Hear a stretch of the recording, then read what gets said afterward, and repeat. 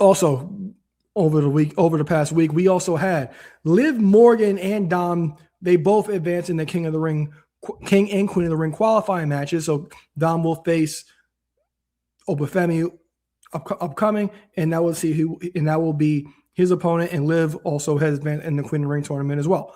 And we always talk about the Judgment Day, about how there's always some trouble in Judgment Day, pun intended, with the Judgment Day.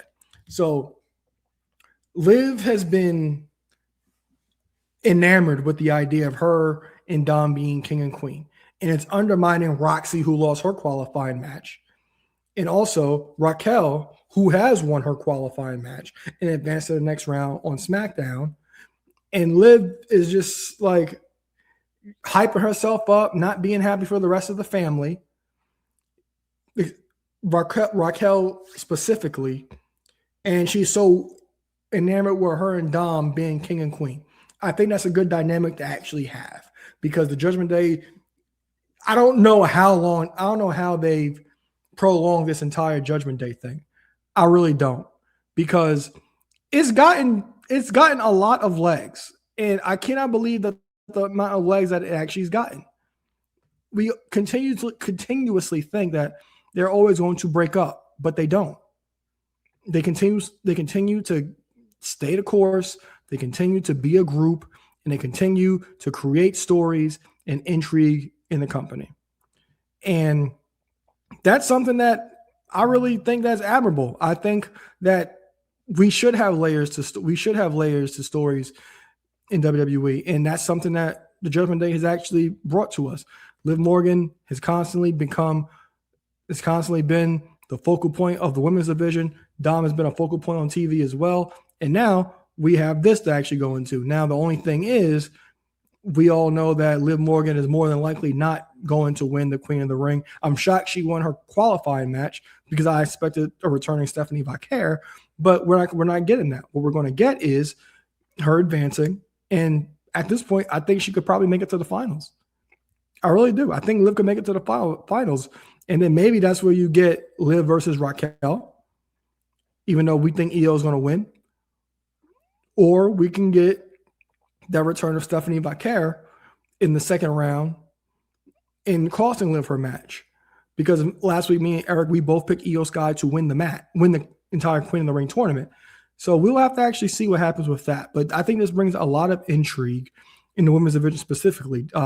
People have been so down on Liv Morgan's booking, and I'm one of them too. I don't understand how she's been champion since WrestleMania, hasn't really had any matches and anything for her to do. But I think she's good in her role.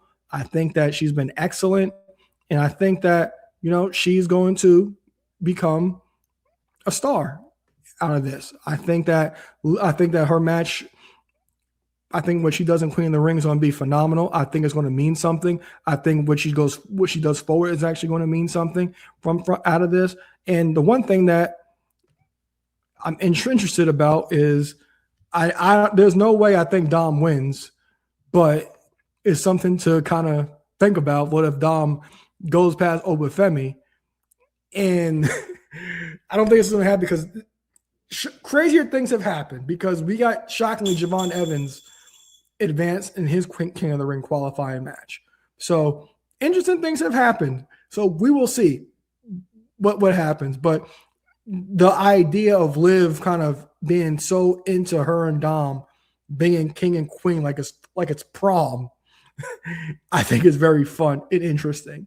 So I'm going to go with Liv potentially. I'm going to go with Liv to advance to the finals, because I think that is such an important thing. Because like I said, they've had nothing. Like I said, they've had very little for her to do, and on top of that, it gives some more story to her and about her becoming queen. And then the fact that she can continue to talk about it and not get under the skin of her Judgment Day counterparts is another story, another layer for the Judgment Day. And WWE to continue to push Money in the Bank back. It's now in October. It went from September to October. Actually, I think I went from, was it late August? I know basically it's in October now. And I had Roxy winning the Money in the Bank originally and cashing in on Liv Morgan because I thought that would add so much to the story. But now, first of all, who the hell traded Finn Balor to SmackDown? That kills everything. Because I had a whole storyline suggested like, look, the whole idea is going to be Finn trying to recruit Roxy. It's like you can't trust them, but that we're not getting that because Finn ended up getting traded to SmackDown, so we're not getting that anymore. So we have to actually see what's going to happen. But Judgment Day always the most entertaining story on Raw and in WWE on a weekly basis because there's always so much something happening. There's way more they can do with Liv and Dom that they're not doing, but I'm into what we are getting, and this does add something to Liv Morgan and some intrigue, especially with the way she won. And also, by the way, happy birthday, Liv, because her birthday was in